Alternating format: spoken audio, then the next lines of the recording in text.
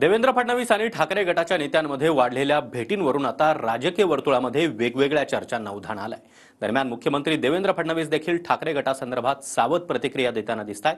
ठाकरे गट भाजपामध्ये नेमकं काय सुरू आहे पाहूयात त्याच संदर्भातला हा रिपोर्ट। सरडे रंग बदलतात, पण एवढ्या फास्ट वेगाने रंग बदलणारे मी पाहिले नाही। निवडणुकीपूर्वी एकमेकांवर टीकास्त्र डागणाऱ्या भाजपा आणि ठाकरे गटातल्या भेटीगाठी आता चांगल्याच वाढल्या आहेत। तसंच भाजपबद्दल ठाकरे गटाच्या मवाळ झालेल्या भूमिकेवरून देखील राजकीय वर्तुळात चर्चा सुरू झाल्या।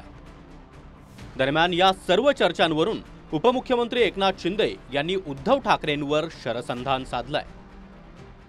मी मुख्यमंत्री असताना मला फक्त रोज शिव्या, आरोप याशिवाय दुसरं काही दिलं नाही। देवेंद्रजी उपमुख्यमंत्री होते, त्यांच्यावर आरोप एवढ्या खालच्या थरावरचे केले की जेलमध्ये टाकण्याचं कारस्थान केलं। तू तर राहशील नाही तर मी तर राहीन म्हटलं, आणि काय काय म्हटलं अजून ते मी बोलू शकत नाही असे शब्द वापरले। आता आपण पाहतोय काय बदल झालेला आहे, काय जादू झालेली आहे। आणि मी म्हणेन सरडे रंग बदलतात, पण एवढ्या फास्ट वेगाने रंग बदलणारे मी पाहिले नाही। एकीकडे एकनाथ शिंदे यांनी ठाकरे गट आणि भाजपच्या जवळीकीवरून उद्धव ठाकरेंना लक्ष केलंय, तर दुसरीकडे भाजपच्या रावसाहेब दानवे यांनी भेटीगाठींवरून एक सूचक वक्तव्य केलंय। राजकारणामध्ये कोणी कोणाचा कायमचा मित्र, कोणी कोणाचा कायमचा शत्रू नसतो। आज आमचं सरकार आलंय आणि पूर्णपणानं बहुमतात सरकार आलंय। आज राजकीय तडजोडीचं काही कारणच नाहीये, पण आमच्या विकास कामात जर कोणी हात पुढे करत असेल तर त्याच्या हातात हात मिळवण्याची भारतीय जनता पार्टीची आणि आमच्या मित्र पक्षाची तयारी आहे।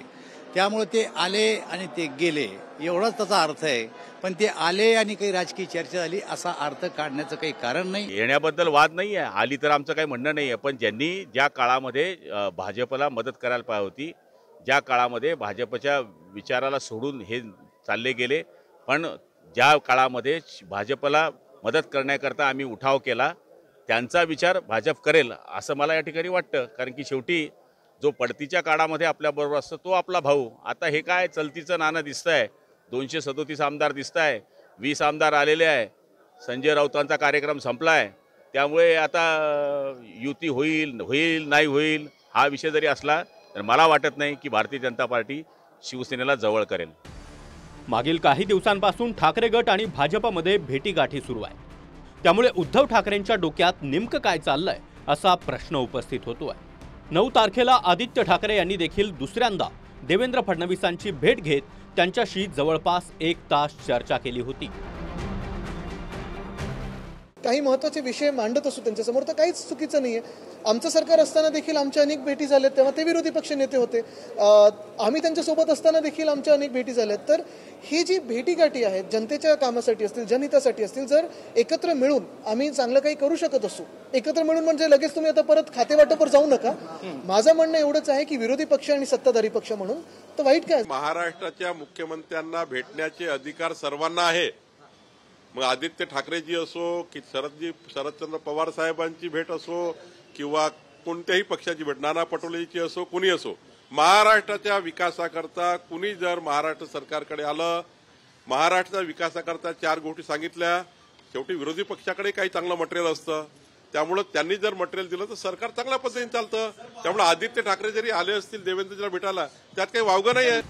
देवेंद्र फडणवीस मुख्यमंत्री झाल्यानंतर ठाकरे गट आणि भाजपच्या भेटीगाठी वाढल्या आहेत। नागपूरच्या अधिवेशनामध्ये उद्धव ठाकरे यांनी देवेंद्र फडणवीसांची भेट घेत त्यांना शुभेच्छा दिल्या होत्या। दरम्यान त्याच अधिवेशनामध्ये आदित्य ठाकरे यांनी देखील देवेंद्र फडणवीस यांची भेट घेतली होती। ठाकरेंचे आमदार मिलिंद नार्वेकर यांनी देखील वाल्मिक कराडच्या सरेंडरनंतर सरकारबद्दलचं अभिनंदनाचं ट्विट केलं होतं। ठाकरेंचे आमदार वरुण सरदेसाई यांनी देखील देवेंद्र फडणवीसांची भेट घेतली होती। संजय राऊत यांनी निवडणुकीमध्ये राष्ट्रीय स्वयंसेवक संघाच्या बूथवरील कामाचं कौतुक केलं, तर फडणवीसांनी गडचिरोलीमध्ये ज्या योजना राबवल्या त्याचंही राऊतांनी सामनातून कौतुक केलं होतं। आरएसएसच्या कार्यकर्त्यांनी, संघ परिवाराच्या लोकांनी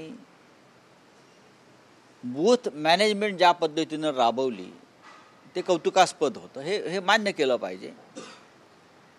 प्रत्येक बूथवरती किती मतं वाढवायची आणि कशा पद्धतीनं वाढवायची, प्रत्येक बूथनुसार त्यांनी काम केलं, त्याचा त्यांना फायदा झाला. तर ते या राज्याच्या हिताचं आहे. मी असं पाहिलं की देवेंद्र फडणवीस यांच्यासमोर 10 खतरनाक नक्षलवाद्यांनी आत्मसमर्पण केलं. त्यांनी शस्त्र हाती ठेवलं आणि संविधान हाती घेतलं. याचं प्रत्येक मराठी माणसाला आणि भारतीयाला याचं कौतुक वाटलं पाहिजे.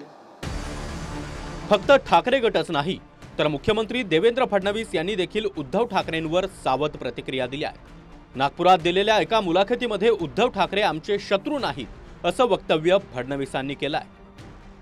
मी पुन्हा सांगतो, मागाशी मी सांगितलं की राजकारणात काही पक्क नसतं. आधी उद्धव ठाकरे मित्र होते, मग राज ठाकरे मित्र झाले, आता राज ठाकरे मित्र आहेत आणि उद्धव ठाकरे शत्रू नाही आहेत. राज की बात बताई. भाजप आणि ठाकरे गटाची जवळीक वाढत चालल्याची चर्चा राज्यभर सुरू आहे. मात्र दुसरीकडे महाविकास आघाडीमध्ये फूट पडत असल्याचं चित्र आहे. आगामी निवडणुका स्वबळावर लढण्यावरून महाविकास आघाडीमध्ये वाद निर्माण झाला आहे. कांग्रेस के नेताओं ने मेरा बयान ठीक से सुनना चाहिए, सुनने की भी आदत लगनी चाहिए. सुनना बहुत बड़ी बात होती है. दूसरे की बात मैंने इतना ही कहा था कि लोकसभा के लिए हम सभी ने इंडिया आघाड़ी बनाई, विधानसभा के लिए राज्य में महाविकास आघाड़ी बनाई. अब जो लोकल बॉडी चुनाव है ये कार्यकर्ताओं का चुनाव होता है.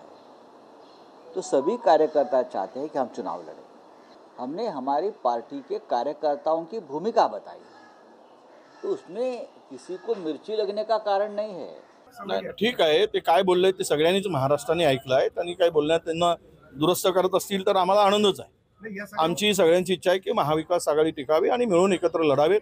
महाराष्ट्रामध्ये अजूनही जनता आमच्या सगळ्यांची महाविकास आघाडीची वाट बघते, लोक वाट बघतायत. त्यामुळे त्यांनी काही म्हटलं असेल तर आम्ही उद्धवजींशी चर्चा करून, मी काल त्यावर बोललो आणि पुढे सुद्धा आमच्या हायकमांडशी चर्चा करून ही आघाडी टिकावी असा आमचा आग्रह राहील.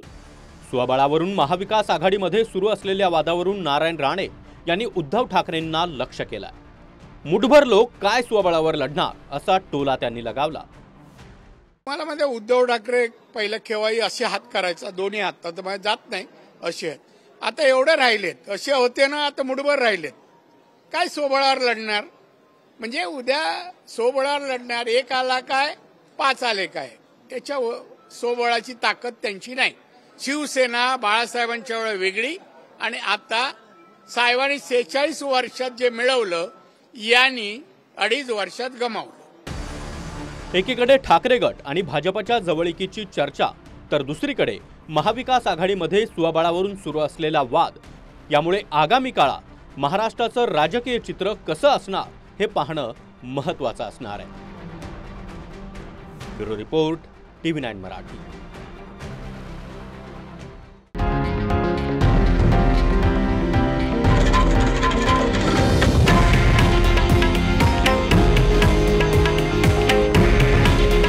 हे आहे देशातील नंबर 1 न्यूज नेटवर्क आणि आपण पाहत आहात TV9 मराठी.